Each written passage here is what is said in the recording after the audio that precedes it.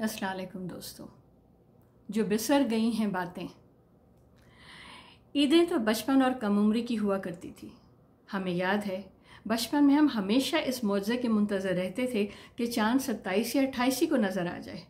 बल्कि अपने तईं तो हम और रज़िया छत पर चढ़कर चाँद भी तलाश किया करते थे। अम्मी कभी काम के दबाव के तहत दुआ करती कि ईद 30 की हो, तो अल्लाह माफ़ करे उस वक्त अम्मी इस कदर जालिम लगती थीं कि हद नहीं, और दिल छन से टूट जाता था। ईद के जोड़े और चप्पल को दिन में 72 बार देखने के बावजूद दिल नहीं भरता था।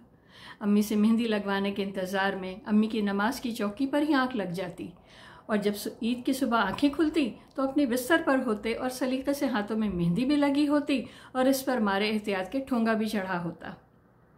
ईद का जोड़ा प्रेस किया हुआ हैंगर में, और साथ ही चप्पल, चूड़ियाँ, पिन और पर्स, हर चीज़ तैयार होती।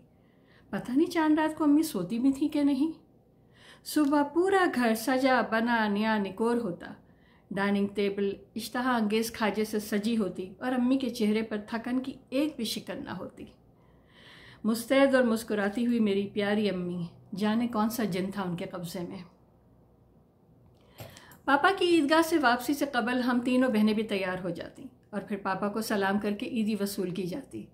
इस ईदी का बेशतर हिस्सा नूरजहां रोड पर वाक़ा सनशाइन नामी दुकान के मालिक की गुल्लक में जाता कि उनकी दुकान से 10 पैसे के सिक्के जैसी शक्ल वाली नारियल की टॉफ़ी मेरी पसंदीदा थी, और कुछ हिस्सा गली के आखिरी मकान में वाक़ा बेबी आइसक्रीम की दुकान के नज़र भी होता, और बकिया मांदा ईदी बहुत संभाल कर रखी जाती ताकि नूरजहां रोड की इकलौती लाइब्रेरी से सलीम पर क्या बीती और महमूद की आप बीती पर खर्चा जा सके।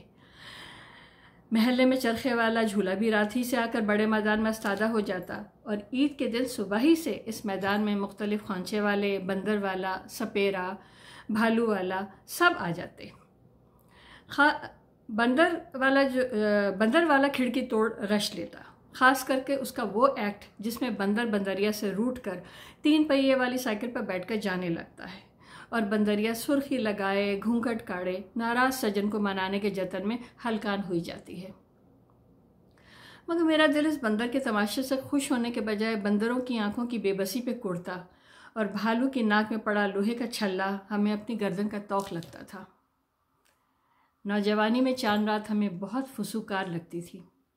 चांद रात हम बहुत एहतमाम से मनाया करते थे, पर जाने क्यों ईद का दिन उदास कर देता था।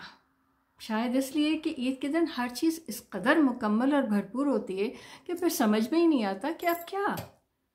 गालिबन इसीलिए मुमताज़ मुफ्ती ने कहा है कि सारी खुशी तलब में है। ईद का ऐलान उन दिनों कराची में सारन बजाकर किया जाता था। फिर गली के मंचले टोलियों की शक्ल में पटाखे फोड़ते चलते और एक गहमा गहमी और रौनक जाग उठती। बाज़ार के रश में बेपनाह इजाफा हो जाता, और सबसे ज़्यादा जो दुकान रश लेती वो दूध फरोश की होती। जिनके कपड़े दर्जी ने अभी तक सीकर नहीं दिए होते वो उसकी चौखट पकड़ लेते, और कभी कभार मामला मुगल्लिज़ात तक भी आ जाता।